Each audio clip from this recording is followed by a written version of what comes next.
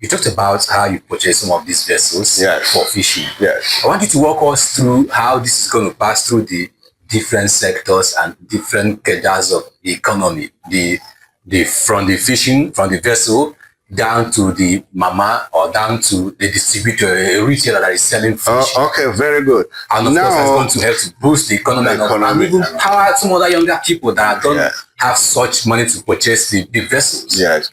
Like now, I've purchased a fishing trawler.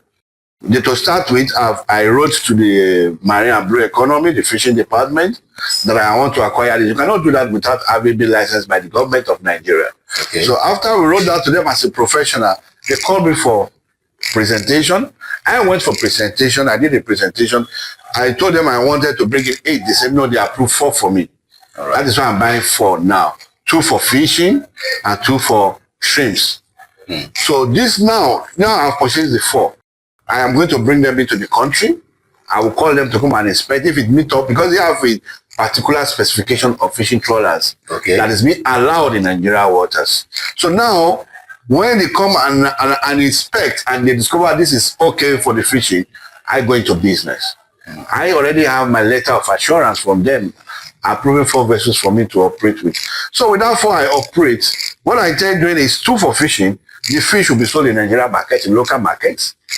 The other 2 for shrimps. The shrimps I want to do export to them to generate dollars. And on board these fishing trawlers, don't forget that it is the Nigerians that are going to work on board. The crew members. The crew members are Nigerians. My warehouse where I'm going to be, the fish will be kept, people that have been working there for packaging and all the rest of them, they are Nigerians. Now, when they go and catch the fish at sea, some of those fishing trawlers spend 30 days, some spend 40 days, some spend 50 days. Depends on their on the bunker they have on board. So when they spend these 45, 50 days, they fill up the corral with fish, with shrimps, different species. Different species. So they come to shore. They come to our jetty, they discharge into our storage. Okay. From the storage, people can come and buy in wholesale. The people can come and buy a small quantity. Some of those who buy all wholesale can resell to the market women. Some of the market women can come and tell us, sorry, sir, every month be giving me, I have 200,000 naira, be giving me fish that will be supplied to them. So apart from making money for yourself, it's also helping other people. Others, yes, of course. It's a share of business. It's a share of business. People who are even doing oil too are making money from me buying bunker from them, because the ship cannot move with water, it's going to move with diesel. So I'm still buying oil from people. I'm selling fish to people, and the fish, as fish, it trickles down until I take it abroad and bring it in dollars for Nigeria. And I'm going to be converting that dollar into naira, making my naira more what? Powerful as well. So apart from the idea of making money, expanding, what pushed you to go into that field? Because you're a captain. What is that mission, that vision that you say, you know what? This untapped area in Nigerian economy, I think I'm going to have to go into that. What is pushing you? Yeah. What is your driving force? I am a Nigerian. I have the means to leave Nigeria at a tender age of 19. I was not supposed to come back to this country. Why did you come back? I was on board MV Trainer. We were the last cadet on board Nigeria flagship MV Trainer. That vessel took us to Alabama, United States of America. So when the vessel took us there, the Americans saw a very small cockroach, and the vessel was arrested right there in Alabama. Sorry, I'm laughing. Yeah, and that was the first time I heard about quarantine. The Americans quarantine. No, they saw a cockroach. Just a little cockroach. Not those normal little cockroach we see normal, even our food, we remove and eat. In Nigeria, the American arrested every trainer in 1999 because of this in the United States of America. And I was a cadet on board about, I think we were about 40s. I can't guess the right number. But I knew how many of us that came back with the vessel and not the normal number that went with the vessel. And the vessel was sold when the vessel was finally released. Wow. The president then, President Obasanjo, said when he was leaving Nigeria as a president, military head of state, he left Nigeria with 38 ships.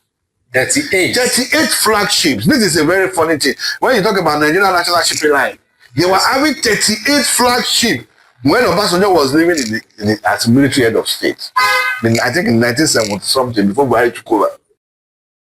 Now Obasanjo came back to be Nigeria president in 1999 as a civilian head of a Nigeria president. He met only MV trainer. What happened to the 38? What happened to the 37? Do you know till today Nigeria has not investigated that matter? A lot of things have been covered in Nigeria. That is why no president in Nigeria wants to come and buy ship. That is why you see, even we don't even have our own plane. You can see the sharing they just did with our airlines.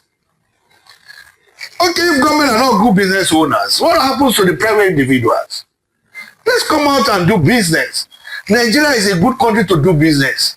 Let us stop killing the country. People are taking money out.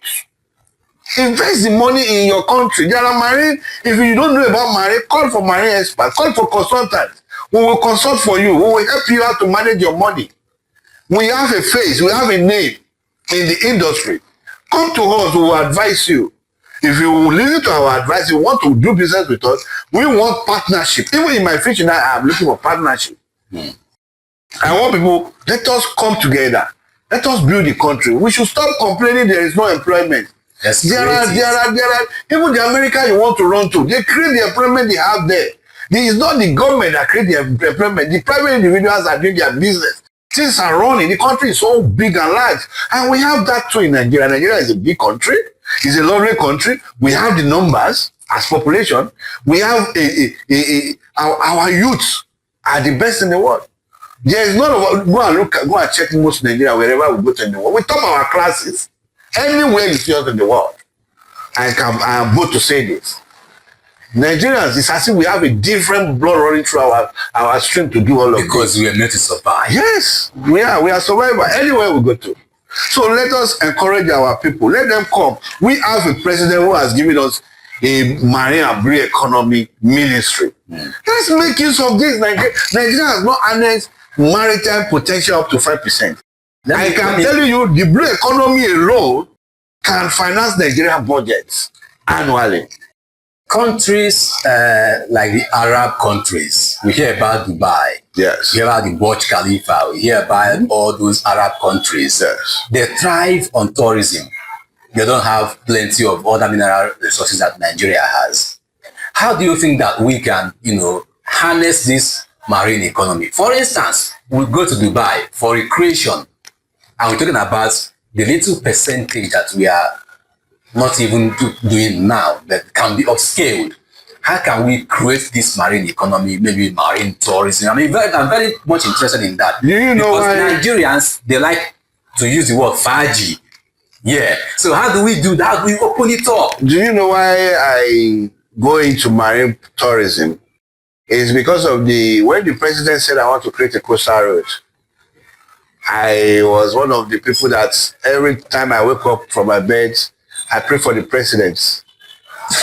President of Nigeria. People don't know what he has done with that coastal road. People are saying there are roads that are left undone. That coastal road alone, do they know the kind of marine tourism, how much marine tourism can generate? So it holds a great potential. Oh, my brother, I drove in between that road from Victoria Amadu Bello Way, at the end of Amadu Bello Way, down to Okunwaja. That is Abramadesoya end. That was, I drove. Come and see just that little portion, what is happening there now already. Even in the ocean and the road alone, come and see how beautiful. There was no need for us to be using the AC in the car.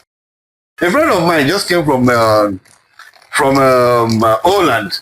So we just took that ride. And it was like, what? Let's put on this AC. I'm enjoying the ocean breeze. The ocean breeze alone. It's always different. It's so beautiful to behold. Do you know how much that can harness to us?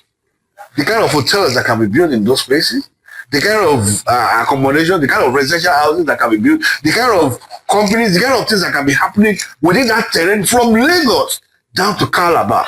From Lagos to Calabar is 4 hours. If you say hotels, some people will say that maybe we are doing ourselves a disservice because we keep on building hotels. Why not industries? Why not some other things? Is there any hotel that can accommodate 1,000 Nigerians, 1,000 people at a time in Nigeria? I can't say I've not been to all the Google it. Come on. We have hotels. There is this occasion they do annually. That is why you see Nigeria cannot even host World Cup.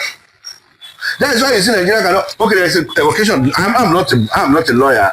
I don't practice law, but there's an occasion they do in law that I think each country sends its representative to every part of the world at a time. Can Nigeria host that? Because if you add 66 people from each country of the world to gather in Nigeria, where are you going to lodge them in? These are going to be tourism centers. Come on. These are going to generate more. Do you know tourism money? It will affect your people living in your country. It will affect your airline. It will affect your all this Uber, those many things. Tourism money. It is. If I travel to US now, I have to book. I don't even need to have a car there. No, I got to the airport. I just pay for a car and I'm there 1 week, 2 weeks. The car is with me. I'm driving that car around. I will go. I'm there. I'm going to pay for that car. What about the hotels I'm sleeping in? So these are the luxury of things that make the economy to blossom.